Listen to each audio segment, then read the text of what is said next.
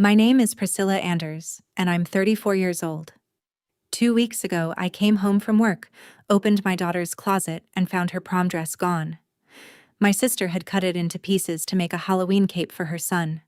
When I called my mom, upset, she just sighed and said, "It's just a dress." I said, "You're right." What I did after that, the two quiet words, the phone call, the folder I'd kept for 15 years, is the part my family still won't say out loud at Thanksgiving. Because the real story isn't the dress my sister destroyed. It's the call the venue made in the middle of dinner, with everyone listening, when they finally learned who had been paying for all of it. Welcome back to Hidden Family Revenge, the channel where quiet women finally set the boundary everyone told them not to, and let the paperwork do the shouting. If a story ever made you whisper good for her, you're home. Drop a comment telling me where you're watching from, and be sure to subscribe so the next story finds you. Now, let me take you back to how a torn dress ended a 15-year habit. I run a small bookkeeping business out of a storefront on Main Street in Kettersville, Ohio. Anders Bookkeeping. 12 regular clients, tax season nights, a coffee maker that's older than my daughter. I'm good with numbers. I always have been. And in my family, being good with money meant one thing. I was everyone's bank. My phone rang when the car broke down. It rang when rent was late. It rang when my sister's water heater died, when my mother's roof leaked, when someone needed just a little to get through the month.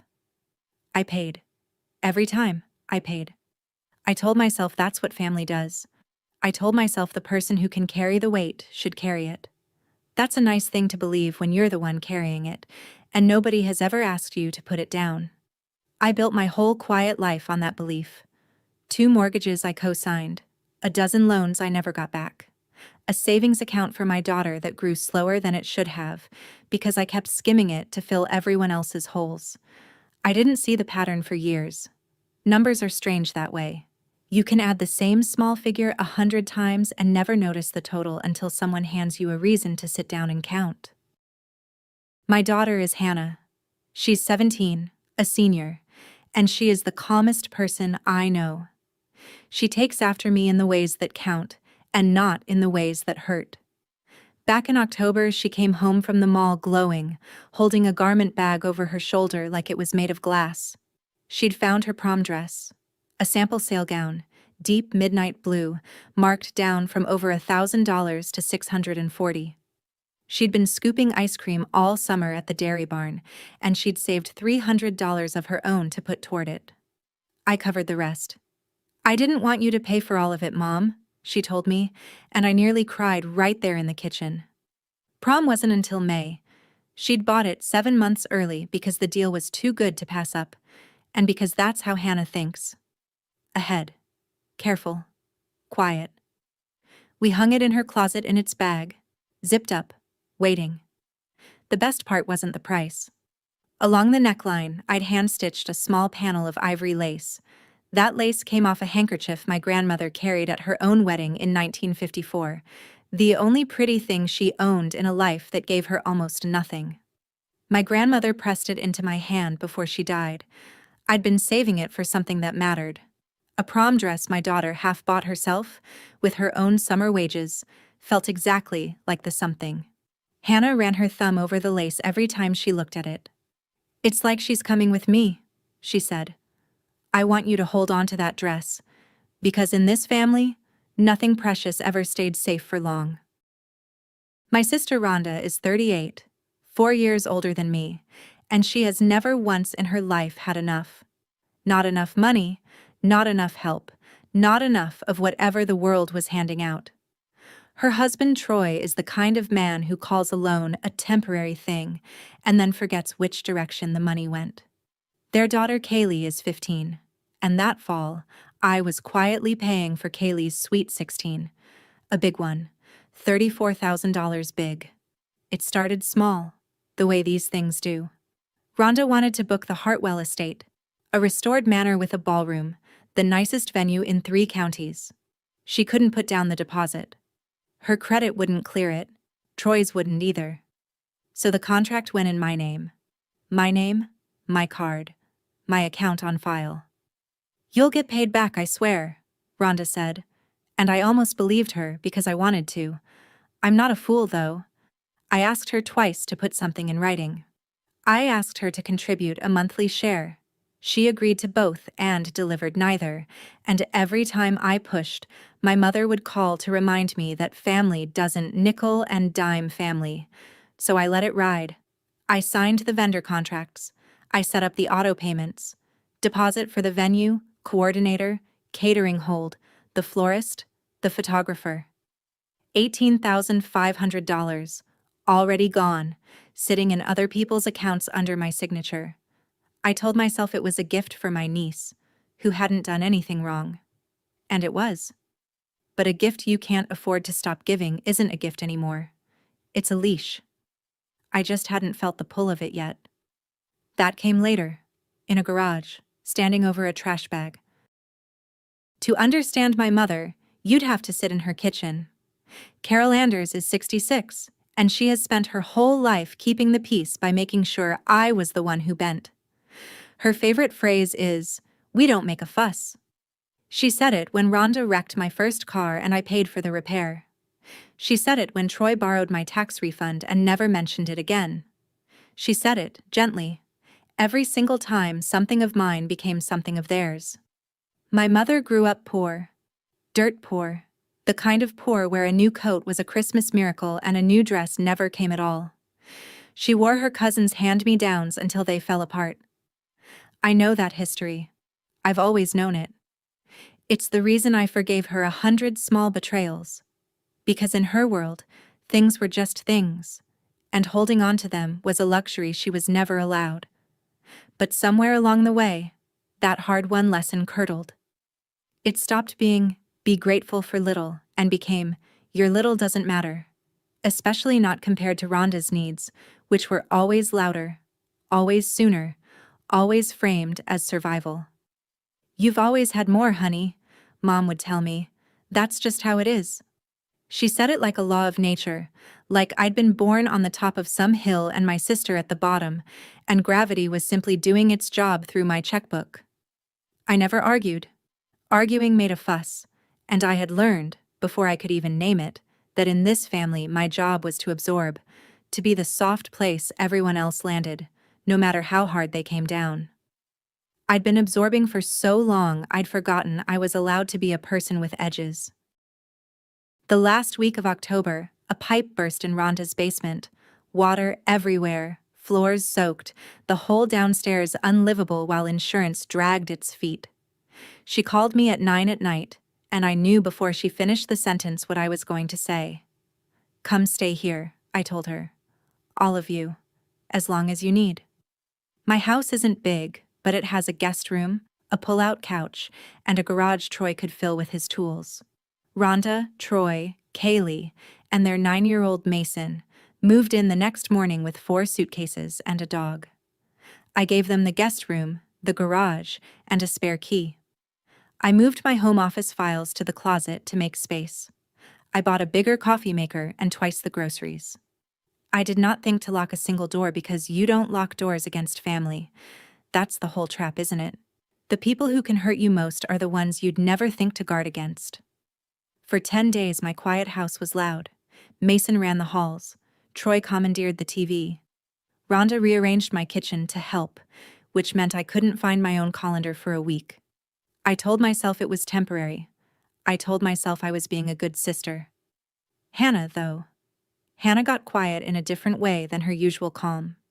She started eating in her room. She started closing her door. I chalked it up to a full house, and a teenager's need for space. I should have asked. I've replayed that 10 days more times than I can count, looking for the moment I could have stopped it. There wasn't one, really. By the time I understood what was happening in my own home, it had already happened. The small things started stacking up, the way they always did. Troy asked to borrow $400 for a car thing, and I transferred it before I'd finished my coffee. Out of habit, like flinching. Rhonda wore my winter coat without asking and left it at a friend's house. Kaylee complained the guest room was too small for someone whose Sweet 16 was going to be the event of the year. I heard that phrase through the wall and felt something tighten in my chest, though I couldn't have told you why yet. Mason needed a Halloween costume. He wanted to be a vampire, a real one, with a proper cape, and Rhonda had decided the store-bought ones were junk and a waste of money. I remember her saying that. A waste of money. From the woman living in my house on my dime. I offered to buy Mason a costume. She waved me off. "I'll figure it out," she said. And I let it go, because figuring things out was supposed to be a good thing. One evening, I went into the garage to find a screwdriver and stepped on something.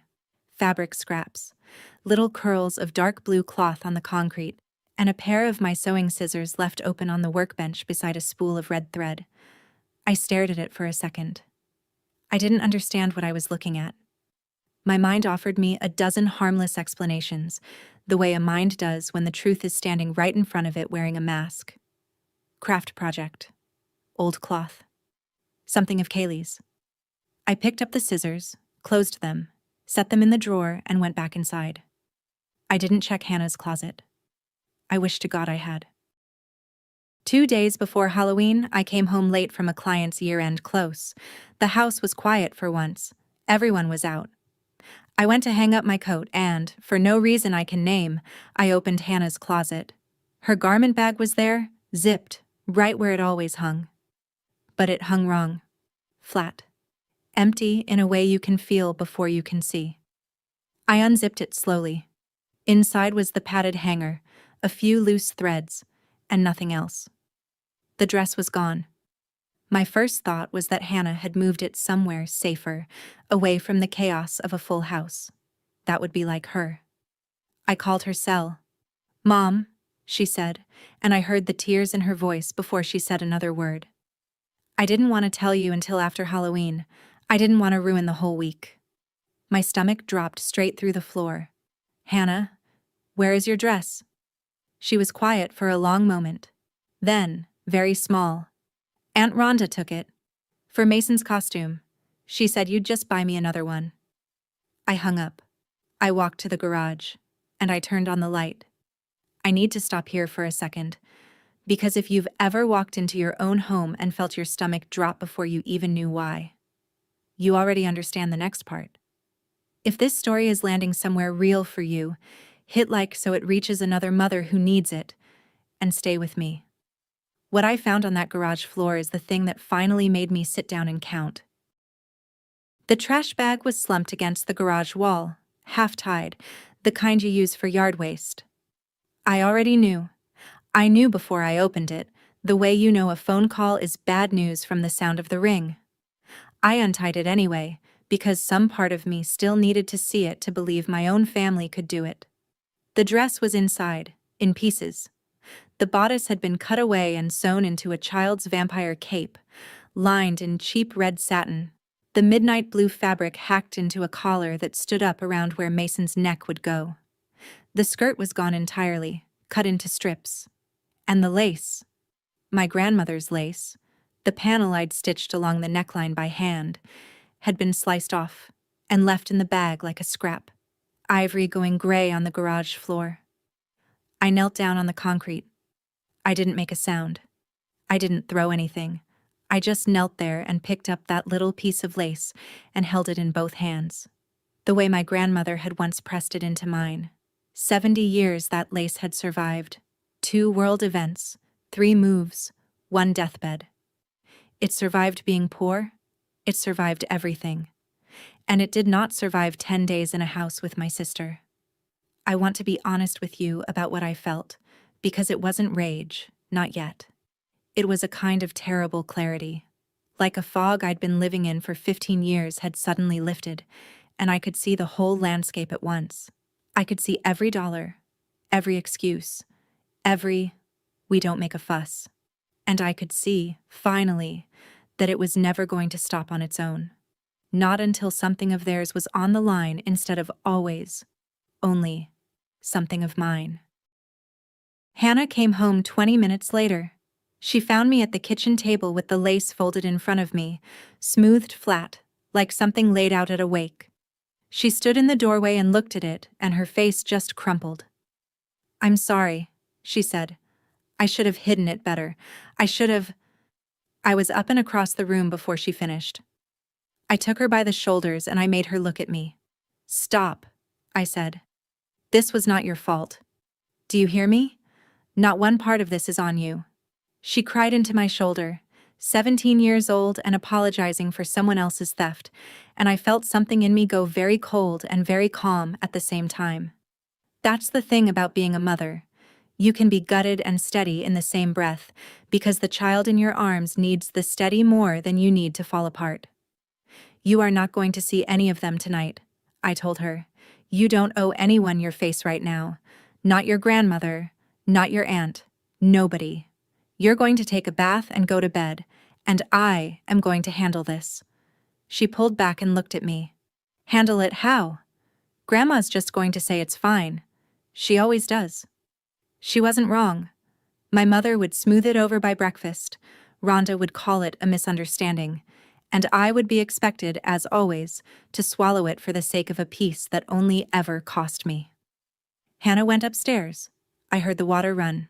And I sat back down at that table with my grandmother's lace, and I thought, not this time. This time the fuss is going to have a bill attached, and it is not going to be mine.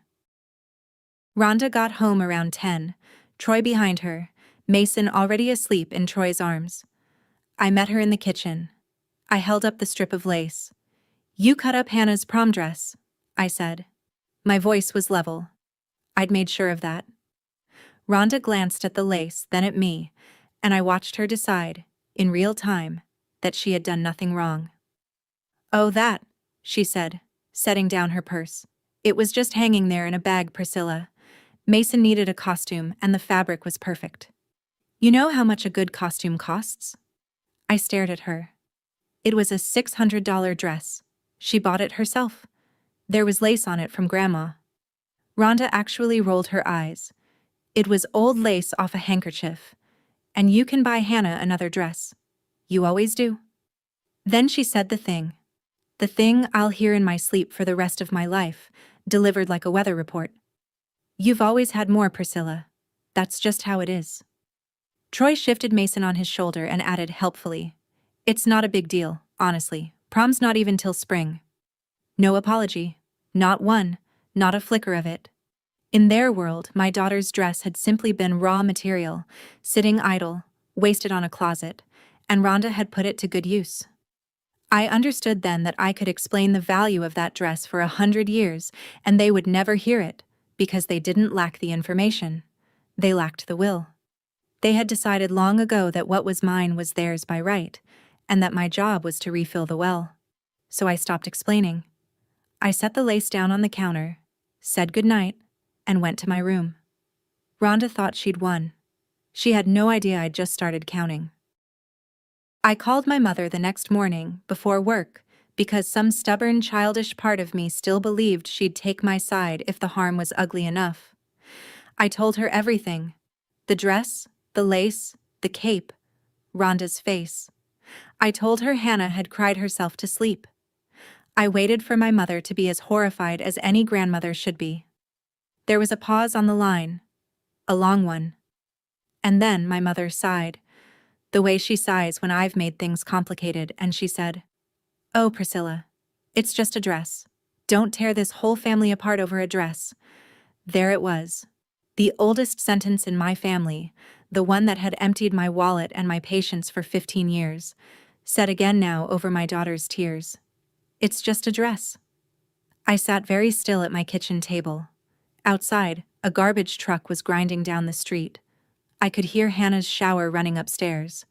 And something in me, some load-bearing wall I'd propped up my whole life, quietly gave way. I didn't argue. I didn't raise my voice. I just said it, quiet and even. You're right. My mother, expecting a fight, was thrown by the surrender.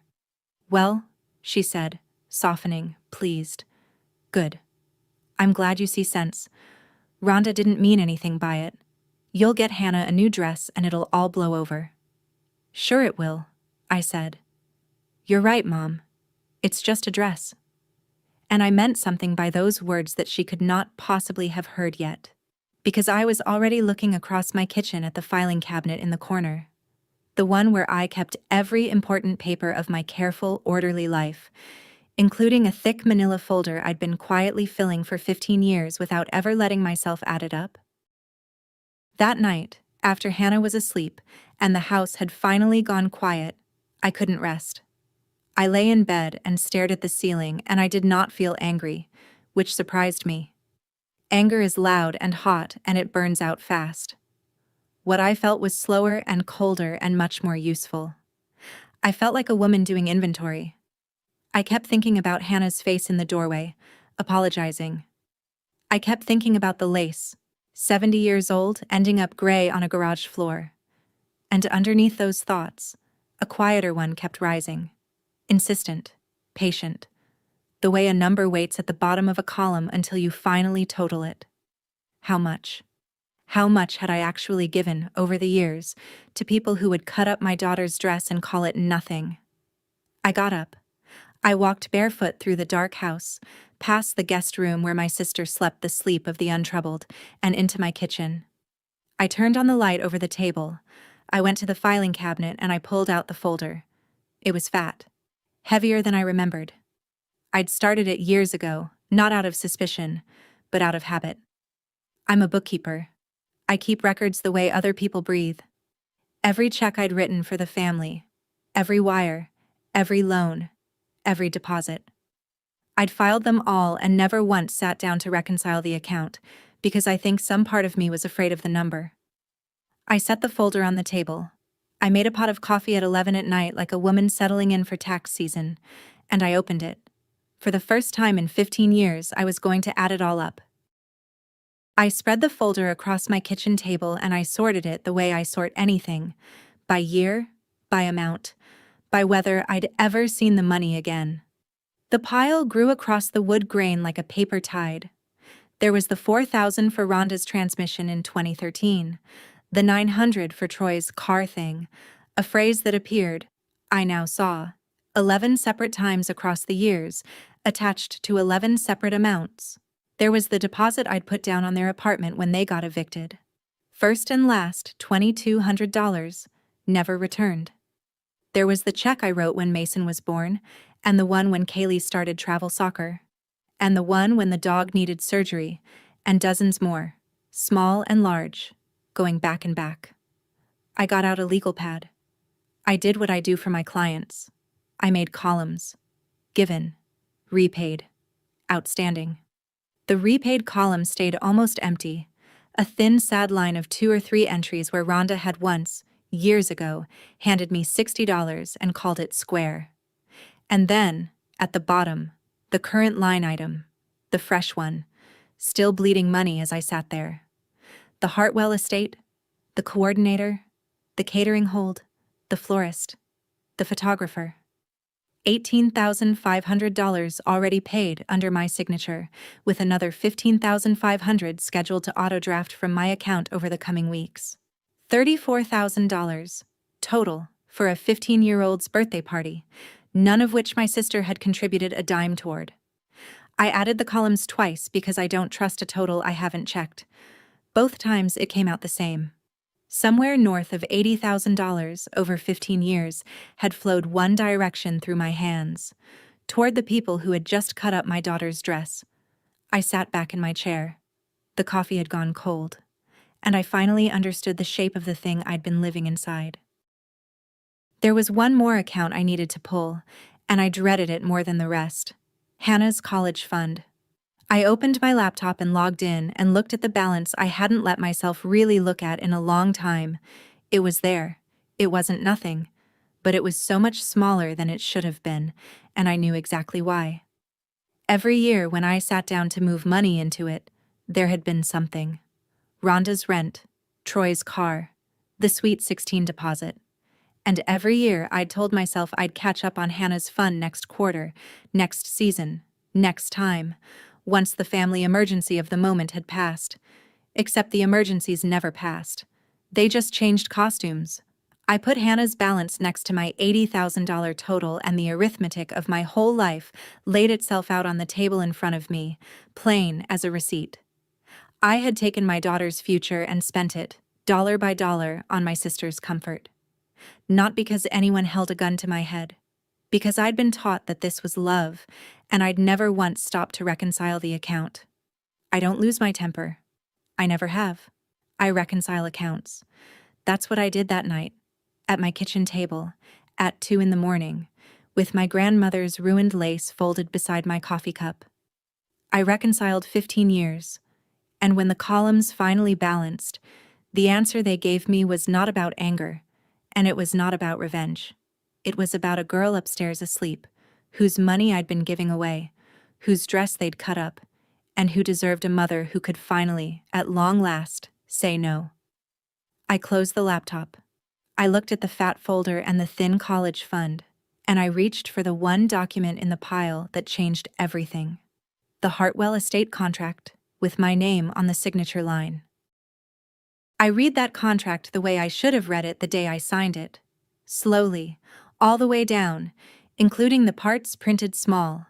The Hartwell estate is a professional operation, and professional operations have cancellation clauses.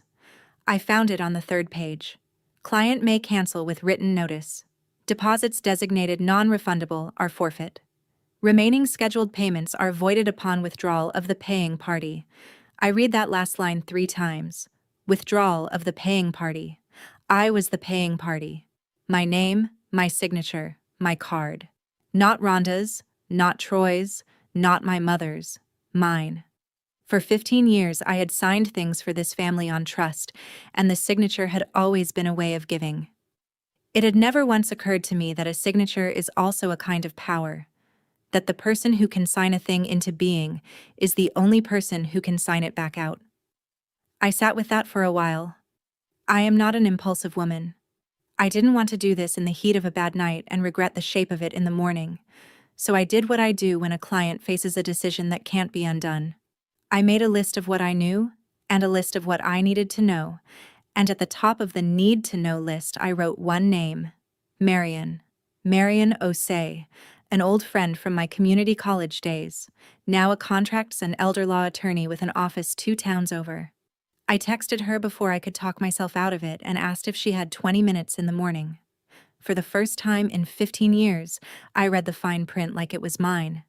Because it was. Marion's office smells like old paper and good coffee, and Marion herself is the calmest person I know outside my own daughter. I laid the whole thing out for her the next morning, the dress, the folder, the contract, the auto payments. She listened without interrupting, which is its own kind of gift, and then she put on her reading glasses and went through the Hartwell contract line by line. When she finished, she set it down and looked at me over the rims. "Priscilla," she said, "do you understand what you're holding here?" I told her I thought I did. She tapped the signature page. "You are the sole contracting party. Your sister isn't on this. Your niece isn't on this. As far as the Hartwell estate is concerned, this event exists because you called, you booked, and you paid, which means you, and only you, can cancel it." I asked about the money. She was straight with me, the way a good lawyer is. "You'll lose the non-refundable deposits. That's roughly $9,500. Gone, no getting it back. But the remaining $15,500 that's scheduled to draft? The moment you withdraw in writing, those payments void. You keep that." $9,500 was a hard number to hear out loud, but it was a fraction of what one more year of silence would cost me. "You signed it," Marion said, closing the folder. "That means only you can unsign it. Nobody can make you keep paying for something you put your own name on. Not a venue and not a family." Then she took off her glasses and added, quieter, as a friend now and not a lawyer, "The question isn't whether you can. You can. The question is whether you're finally ready to." I drove home from Marion's office the long way, out past the reservoir, because I needed to think, and my kitchen had started to feel like a courtroom. I knew what canceling would cost, and it wasn't only money. Kaylee's party would collapse. My niece, who was 15 and hadn't cut up anything, would lose the birthday she'd been promised, and part of me hated that. It wasn't her fault her mother was who she was. I knew, too, what the family would do. They would not hear boundary, they would hear attack. Rhonda would call me jealous. My mother would call me cruel. The aunts and cousins would get the story secondhand, in Rhonda's version. And in that version, I would be the wealthy sister who snatched a little girl's party away out of spite over a dress. I would lose my standing as the good one, the reliable one, the soft place to land. 15 years of being loved for my usefulness, gone the moment I stopped being useful. I sat in my car by the water and I let myself feel the full weight of that. And then I thought about Hannah, apologizing in a doorway for a theft that wasn't hers. I thought about a 17-year-old girl learning, in my house, that her things and her feelings ranked below her cousin's party. Love is not a blank check. I should know. I've written enough of them to fill a filing cabinet.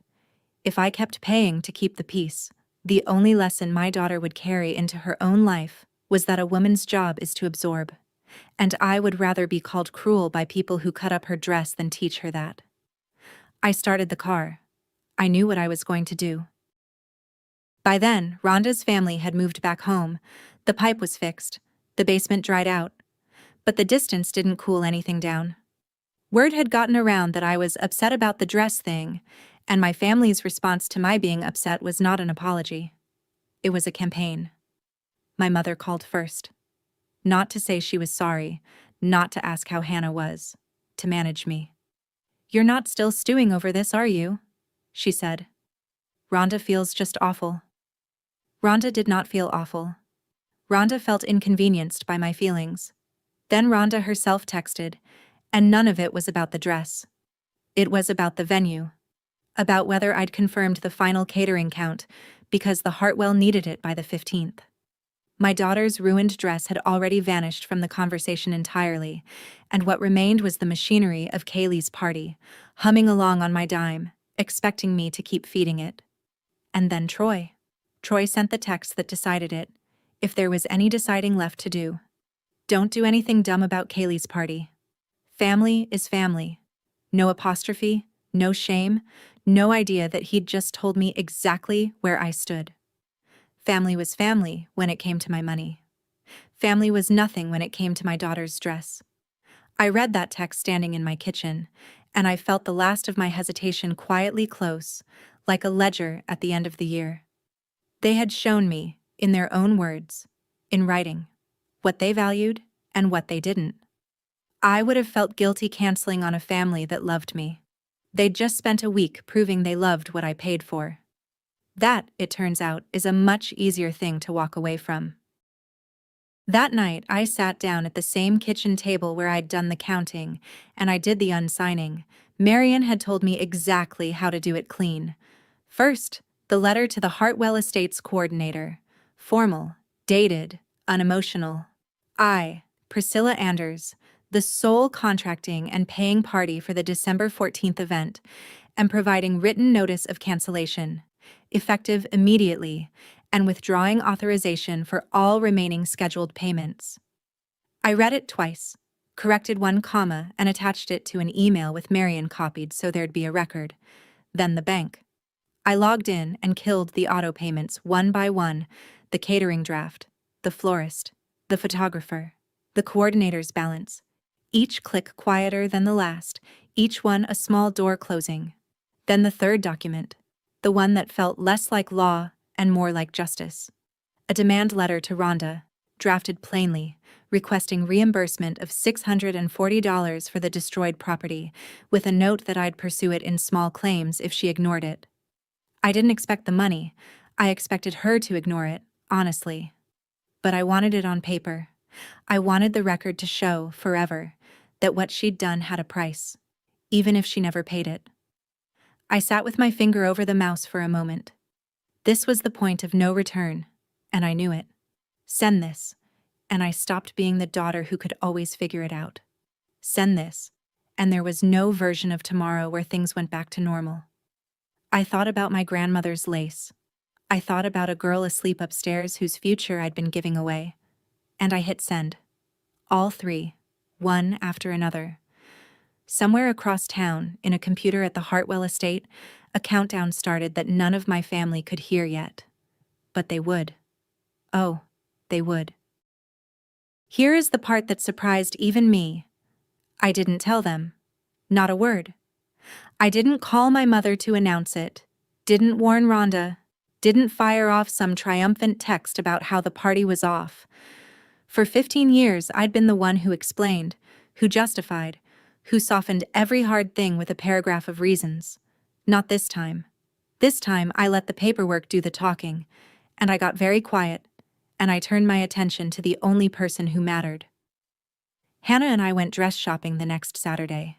Not out of guilt, not to replace what couldn't be replaced, but because a girl deserves to feel beautiful at her prom, and because I wanted to spend a day choosing something with my daughter instead of paying for something for someone who'd never say thank you. We found a dress at a little boutique in the next town over. Emerald green, simple, the kind of thing that made Hannah stand up straighter when she saw herself in it. It cost less than the one Rhonda destroyed. That felt right somehow. And that evening, at my kitchen table, I took my grandmother's lace, the piece that survived, gray but whole, and I cleaned it, and I pressed it, and I stitched it into a small handkerchief for Hannah to carry down the aisle at prom. "It's like she's coming with me," Hannah had said once about the dress. The dress was gone. My grandmother was coming anyway. I didn't feel like a woman who'd just detonated her family. I felt calm, steady, like a person who had finally set something heavy down after carrying it so long she'd forgotten it wasn't part of her body. The house across town where my mother and sister sat had no idea yet. The quiet was almost peaceful. It wouldn't last. The Hartwell estate responded to my cancellation like the professionals they are. 2 days after I sent the letter, the coordinator emailed me back, polite and businesslike, confirming receipt. She acknowledged the withdrawal of the paying party, noted the forfeited deposits, confirmed the remaining payments were voided, and thanked me for the clear written notice. Then she added one line, near the bottom, that I read, and set down and picked back up, and read again. "We'll also reach out to the secondary party contact listed on the file to confirm the cancellation and discuss any belongings or arrangements on their end." The secondary contact. Months ago, when we booked, the coordinator had asked for a backup name and number, in case we can't reach the account holder about a detail. I'd given her Rhonda's. It had seemed sensible at the time. Rhonda was the mother of the birthday girl. Of course she'd be a contact. I had not thought about it since. But now, reading that line, I understood exactly what was going to happen, and when, and how, and I felt something I'm not entirely proud of. I felt the quiet, patient satisfaction of a woman who has balanced a difficult account. The Hartwell estate was going to call my sister. Not me. Her.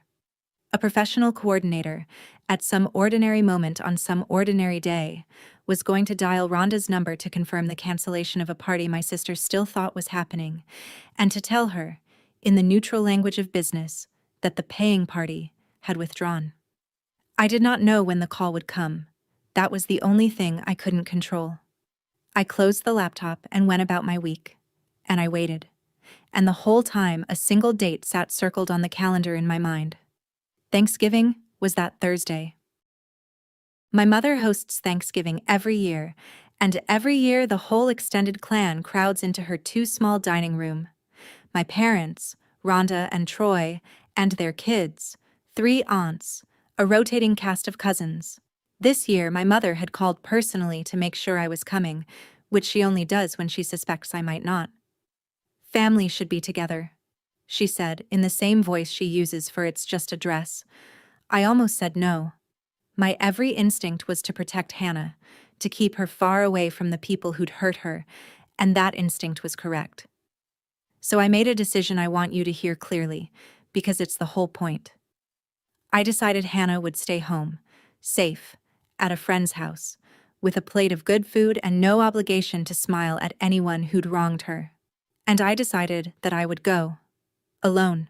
Not to keep the peace. To set the boundary in the one place it needed to be set. Out loud, in front of everyone, with a witness in every chair. If Rhonda's version of events was going to spread through this family, it would not spread unopposed. I would be there. calm, with the truth in a folder under my arm. Quick one. If you're the person in your family who can always figure it out, this next part is for you. Stay with me. Because on Thanksgiving Day at my mother's table, with the turkey between us and 3 aunts watching, my sister's phone was going to ring. And I had not said a single word to warn any of them. I put on my coat. I picked up the folder. And I drove across town to my mother's house to have dinner. My mother's dining room was exactly as it always is on Thanksgiving. Too warm, too loud, the good tablecloth out, the turkey dry the way she likes it. I said my hellos. I hugged the aunts. I put my folder in my bag and set the bag by my chair.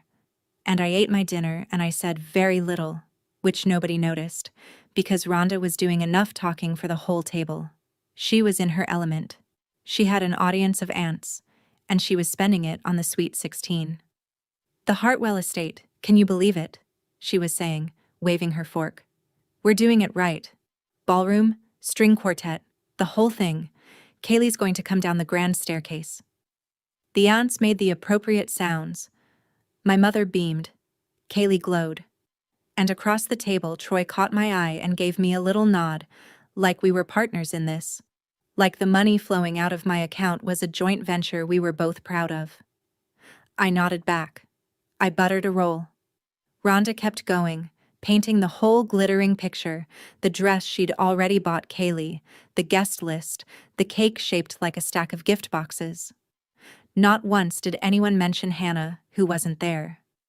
Not once did the ruined prom dress come up. It had been filed under "It's just a dress and forgotten," and the machinery it had exposed rolled on, loud and proud, at my mother's table, on my money, with me sitting right there holding a folder none of them knew about. I let her talk.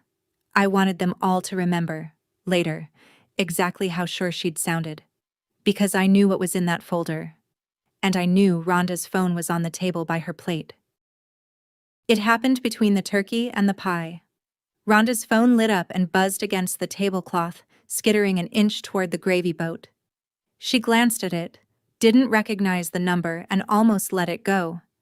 But she'd just reached for the mashed potatoes, and her hands were full, and Kaylee was closer. "Just answer it. Put it on speaker," Rhonda said, not thinking, waving a serving spoon. "Probably the venue about the count." Kaylee tapped the speaker button. And the Hartwell estate coordinator's voice came into my mother's dining room, clear and warm and professional, over the turkey, in front of everyone. "Hi, this is Danielle from the Hartwell estate. I'm trying to reach the secondary contact for the December 14th event. I'm just calling to confirm the cancellation, since the paying party formally withdrew last week, and to ask about picking up the deposit paperwork." The table went silent. Not slowly. All at once. The way a room goes silent when a glass shatters. Rhonda's serving spoon hung in the air. Kaylee's face did something complicated. My mother's fork stopped halfway to her mouth. 3 aunts turned their heads in unison like birds on a wire. And every single person at that table understood 2 things in the same half-second. The party was canceled. And there was a paying party. 1 person, 1 signature, 1 account behind the whole glittering thing. And that person had withdrawn. Danielle, bless her professional heart, kept going into the silence. So if the account holder, Ms. Anders, could just let us know about the deposit documents at her convenience? And there it was. My name, said out loud, into the quiet, by a stranger, Ms. Anders. Every face at the table turned, slowly, away from the phone and toward me. Rhonda came out of her chair. That's the thing about the calm at the center of a storm. You can only see it clearly because of how hard the wind is blowing around it. "You canceled it," she said, and then louder, the spoon clattering onto her plate. "You canceled Kaylee's party? What is wrong with you?" Kaylee started to cry. Troy stood up so fast his chair scraped and nearly went over. My mother pressed a hand to her chest and said, "Priscilla, no, why would you?" And Rhonda talked right over her, over everyone, her voice climbing and cracking, calling me jealous, calling me spiteful, calling me a bitter woman who couldn't stand to see her sister's daughter have something nice. The aunts were frozen. The coordinator was still faintly saying, "Hello? Is anyone?" From the abandoned phone until Kaylee, sobbing, hung up. And through all of it, I did not raise my voice. I did not stand. I reached down into my bag, and I took out the folder, and I set it on the table beside the cranberry sauce, and I opened it.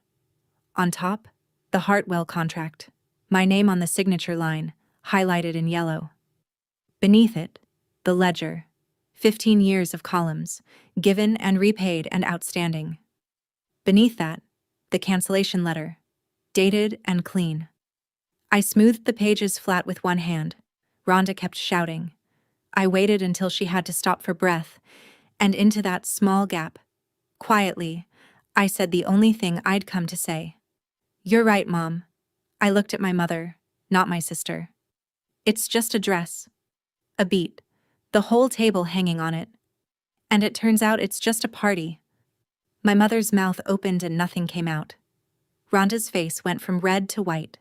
And for the first time in 15 years in that overheated dining room, over a dry turkey, I was the calmest person in the room, and everyone in it finally understood who had been holding the family up all along.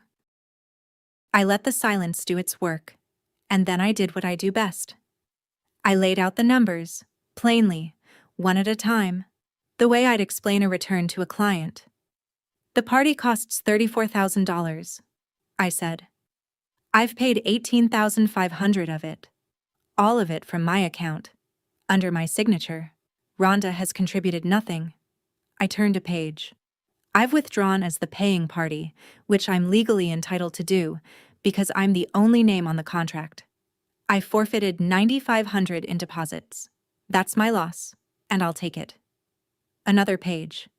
"The remaining $15,500 is no longer scheduled to leave my account. If anyone at this table wants Kaylee to have that party, the balance is yours to pay." It was always going to be somebody's to pay. It just isn't going to be mine anymore. Nobody spoke. Troy had sat back down. Kaylee had stopped crying and was staring at her mother with an expression I hadn't seen on her before, the beginning of a question about who her mother actually was. I slid one more sheet to the top. "And this," I said, "is a demand for $640, the value of my daughter's dress, which Rhonda cut into pieces for a costume while she was living in my house rent-free. She can pay it, or I'll see her in small claims. Either way, it's on the record now." I closed the folder. I hadn't raised my voice once. I didn't need to.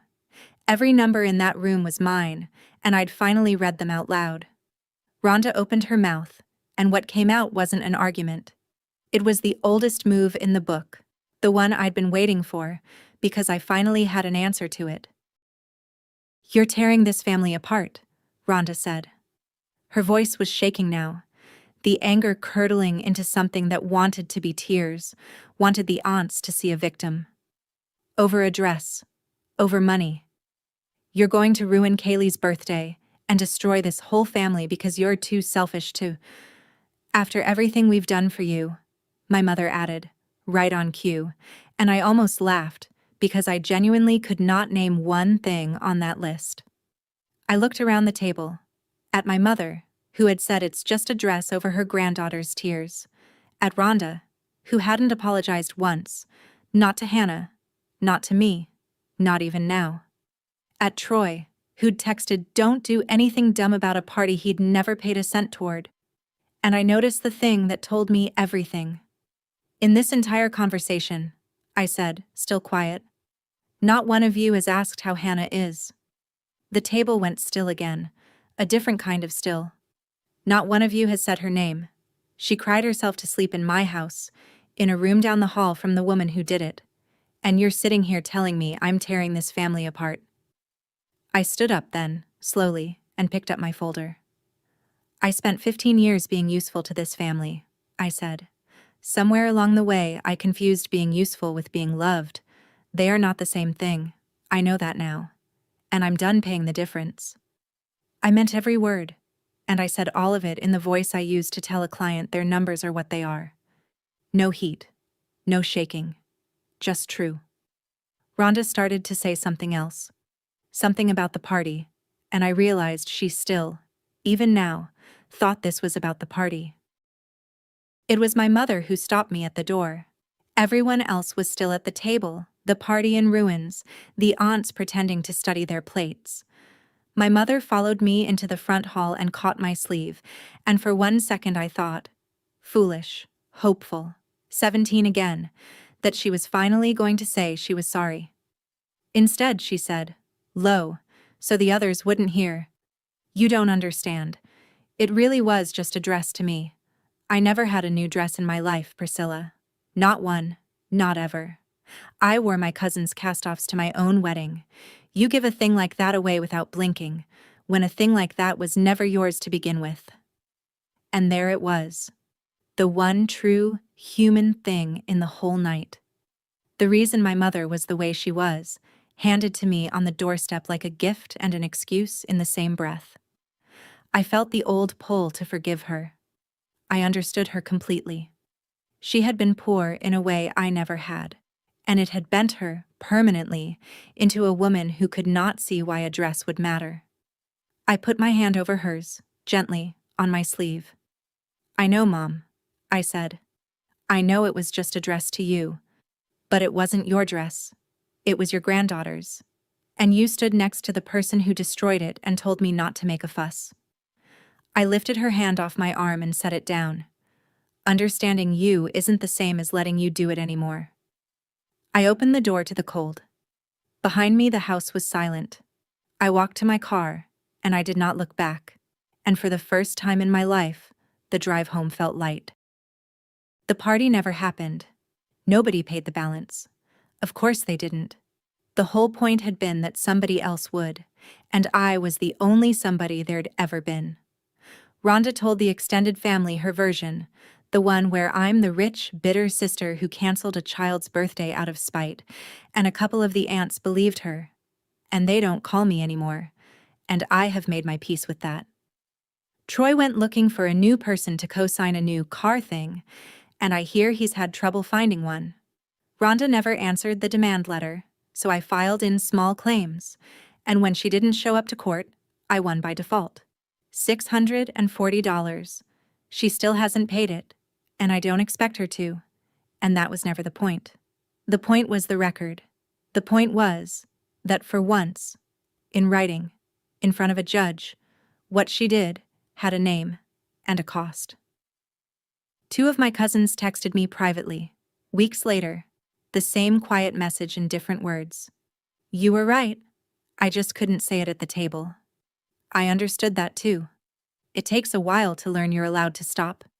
Hannah's college fund is whole again, growing the way it should have been all along, no longer bleeding out every quarter into someone else's emergency. My phone rings a lot less now. It turns out most of those emergencies could always figure themselves out. They just never had to, as long as I was there to do it for them. Hannah went to prom that May. The emerald dress fit her like it had been waiting for her, and she stood up straighter in it than she ever had in the blue one, though I'll always grieve the blue one a little. In her hands she carried a small handkerchief, ivory lace gone soft and gray with age, stitched from the piece that survived. My grandmother's wedding lace, 1954, the only pretty thing a poor girl ever owned, riding along to a prom 70 years later in the hands of a great-granddaughter she never met. Before Hannah left, she stopped in the doorway of the kitchen, the same doorway where she'd once stood apologizing for a theft that wasn't hers, and she looked at me for a long moment. "Thank you for choosing me," she said. "Not the dress.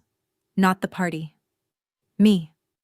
I have paid a lot of bills in my life, tens of thousands of dollars, to people who never once said thank you.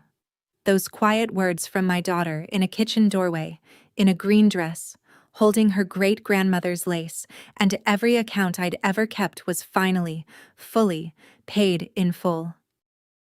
If there's one thing I want you to take from my story, it's this. Love that asks you to hand over your child's peace just to keep everyone else comfortable isn't love at all. It's a bill someone else is charging to your account, and you are allowed, at any time, to stop paying it. That's my story.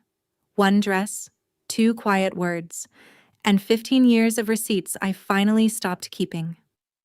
If this reminded you that protecting your child is never tearing the family apart, take it as your sign to set the boundary today. If someone needs to hear it, send it to her. Thank you for being here. Drop a comment, hit subscribe, and I'll see you in the next one.